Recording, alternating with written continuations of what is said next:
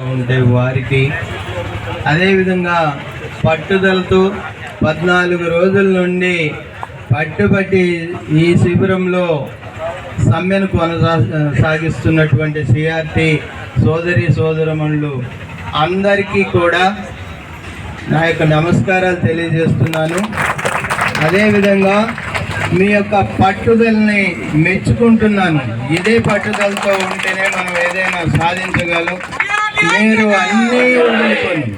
అన్నీ మానుకొని క్రిస్మస్ పండుగ మీకు లేదు, జనవరి 1 న్యూ ఇయర్ డే సెలబ్రేషన్స్ లేవు, ఇంట్లో కుటుంబం సరిగా పోషణ చూసుకునేటటువంటి పరిస్థితి లేదు, ఆర్థిక స్తోమత సన్నగిల్లిపోతుంది. అయినా కానీ సడలని పట్టుదలతోని ఈ శిబిరంలో కూర్చొని ఈ పోరాటం చేస్తున్నటువంటి మీకు tribal welfare gazetted masters association రాష్ట్ర కమిటీ తరఫున సంఘీభావాన్ని తెలియజేస్తున్నాను. మిత్రులు గతంలో నాకన్నా ముందు మాట్లాడిన వాళ్ళు చెప్పినట్టు హెడ్ మాస్టరు ఒక కుటుంబానికి పెద్ద, కుటుంబంలో వారి అందరి బాగోగులు చూసుకునేటటువంటి వ్యక్తి కుటుంబానికి పెద్ద. అదేవిధంగా పాఠశాలలో ఉన్నటువంటి అన్ని రకాల ఉద్యోగులు విద్యార్థుల యొక్క బాగోగుల్ని చూసుకునేటటువంటి ఒక పెద్దగా మా పైన కూడా మీ యొక్క సమస్యల గురించి స్పందించేటటువంటి బాధ్యత ఉందని నేను ఈ సందర్భంగా మీకు విజ్ఞప్తి చేస్తున్నాను. కాబట్టి మేము కూర్చున్న ప్రతి మీటింగ్లోనూ, మేము రిప్రజెంటేషన్ చేసేటటువంటి ప్రతి లెటర్ హెడ్లోనూ మీ సమస్యలు, డైలీ వేజ్ సమస్యలు తప్పకుండా మేము చర్చించడం జరుగుతుంది. అదేవిధంగా విద్యార్థుల యొక్క చదువు, గిరిజన బిడ్డల యొక్క చదువు నాణ్యత పెంచడానికి ఏమేమి చేయాలి, ఇప్పుడు ఉన్నటువంటి పరిస్థితి ఏంటి, భవిష్యత్తులో ఇంకేం చేయాల్సి ఉంది అనేది కూడా మేము డిపార్ట్మెంట్ అధికారులకు ఎప్పటికప్పుడు సూచిస్తున్నాము. ఇప్పుడు చూసినట్టయితే మీలో చాలామంది 10వ తరగతి బోధించేటటువంటి ఉపాధ్యాయులు ఉన్నారు. ఆ పాఠశాలలో ఇందాక మేడం అన్నారు, హెడ్ మిస్ట్రెస్గా హెడ్ మాత్రమే ఉంది, మిగతా అవయవాలు ఏమీ లేనట్టుగా ఉంది నా పాఠశాలలో.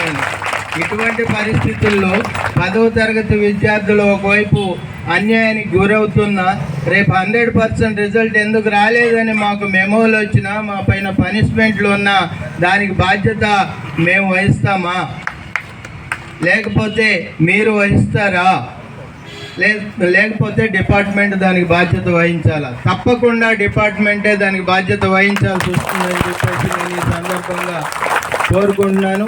ఎందుకంటే మీకన్నా ముందు నుంచి ఆదిలాబాద్ వాళ్ళు సమ్మె చేస్తున్నారని విన్నాను నేను.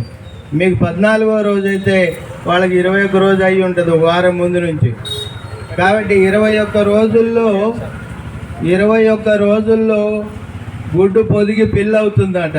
కానీ మన సమస్య మాత్రం అక్కడే ఉందని అర్థం చేసుకోవాలి.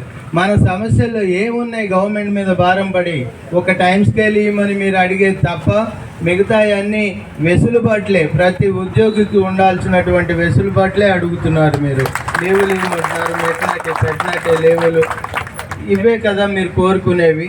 కాబట్టి ఈ కాంట్రాక్ట్ వ్యవస్థకి నేను ఎప్పుడు వ్యతిరేకం, డైలీ వేజ్ వ్యవస్థ, కాంట్రాక్ట్ వ్యవస్థలకు నేను ఎప్పుడు వ్యతిరేకం. వెరీ సెకండ్ డే నేను మీతో మాట్లాడినప్పుడు కూడా ఇదే విషయం చెప్పాను.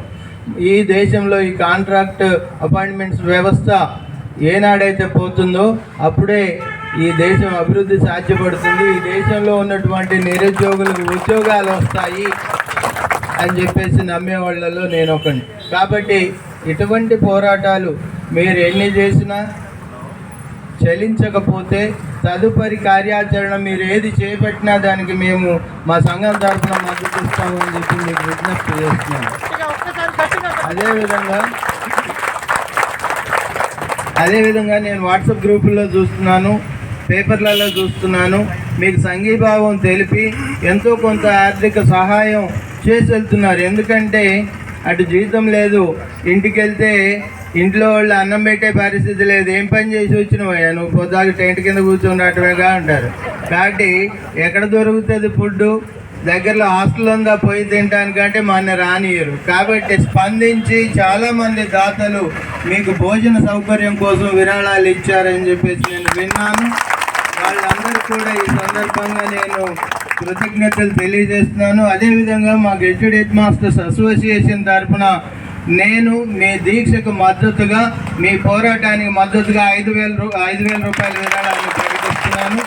ఇప్పుడు అవి మీ నాయకుడి PhonePe account, Google pay account ఏది ఉన్నా దానికి నేను ఇప్పుడే చెల్లిస్తానని చెప్పేసి మీకు విజ్ఞప్తి చేస్తూ, మీకు ఎప్పుడు హెడ్ మాస్టర్స్ అసోసియేషన్ తరఫున అండగా ఉంటామని మరొకసారి విజ్ఞప్తి చేస్తూ నాకు ఈ అవకాశం కల్పించినందుకు మీ అందరికీ ధన్యవాదాలు.